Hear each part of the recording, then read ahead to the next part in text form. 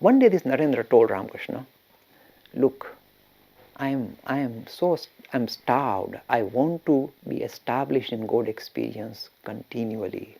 I love to be kind of get myself in that state of mind where I experience God continually.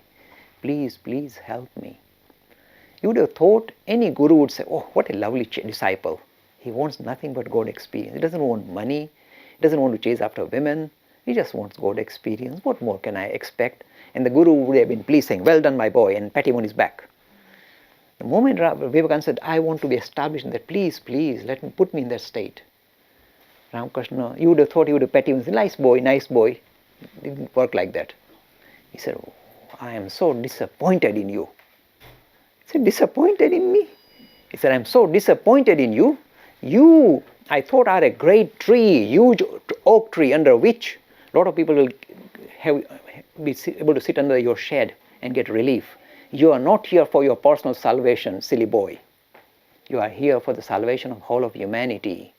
Why are you becoming like a beggar? Asking for your salvation? I thought higher of you. He told him off. Imagine being told off by a guru for saying, please let me be established in God. I don't want money, I don't want anything, I just want to be God experience. So you are horrible man, you are horrible. You are not meant for that.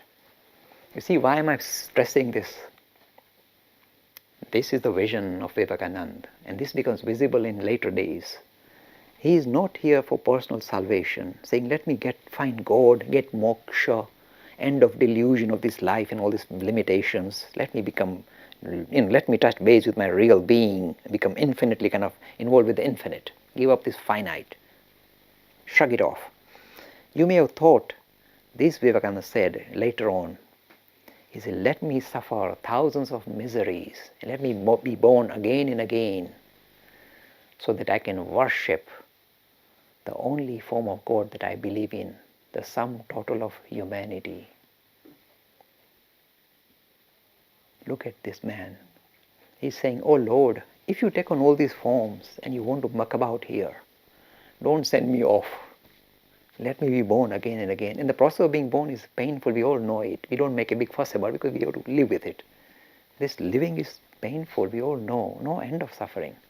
He said, let me be born again and again and suffer thousands of miseries so that I can worship the only form of God that I really worship, the sum total of humanity. You see, he doesn't see God there, that he has to go and find him and merge in God. He sees God here. He said, this is my living God in front of me. I wish to interact with the living God. And it is, you see, he said something very powerful. He said, in this life, the special object of my worship is humanity. He is a champion of human beings, humanity. He is not in love with God. He is in love with human beings. This is the transition that modern India required. You see, if you go into India, what is the biggest problem? This huge gap between a lot of people with a lot of money and people with nothing, crushed. You needed a champion of humanity who sees religion being put into practice, not by tinkling bells in front of images, but by lifting all of humanity up, giving them dignity, deifying them, uplifting them, all of humanity.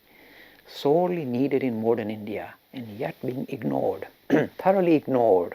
If you go today to India, if you are the lower rung of society, they'll crush you. You stand no chance. What pity? Nothing. You will be treated worse than an animal. So this message of Swami Vivekananda has not really percolated into India. Do you know how it will enter back into India? Via here, via the West. You see, so this message of Advait, this powerful message, again, the Guru is training the disciple, and the Guru is equally sharp, equally tough. He doesn't give anything easily. He doesn't allow second best from Vivekananda. He wants him to go for the highest. Not your salvation, my boy. Salvation of humanity is the goal. And again, this is not done in a spirit of, I am the doer and you kind of receive from me. It is done in the spirit of, I mentioned in my last talk, seva. Not compassion to humanity, serving humanity because you are lucky to be in a position to serve the rest of humanity. Enjoy the process. Count your lucky stars that you are in a position to do something with the rest of humanity. See, these messages, I told you, with the Ramakrishna and the Vivekananda story, we don't only see, kind of reconcile the various approaches of Hindus in the past, God with form, God without form, God is your essential nature. This becomes reconciled in their lives, it's very visible. But I told you, it's not just the past catching up with us, but the past producing a modern proponent, a modern hero who is now looking to the future and presenting spirituality suited to this age, the 21st century. And you see, this material is so dramatic. Look around the field, look around. You see, you hear, there are all lovely people in the world today. A lot of good people, doing a lot of good work. We do not underestimate anybody or undermine anybody's efforts. But when you look at the dynamo that sits here, this idea of Ramakrishna, Vivekananda, this idea of deifying, divinifying humanity, reconciling the various aspects of spirituality in one life, in one particular mold, we say, what a marvelous vision of how spirituality will become visible, become attainable, become accessible to whole of humanity in days to come. This is the story of Ramakrishna Vivekananda.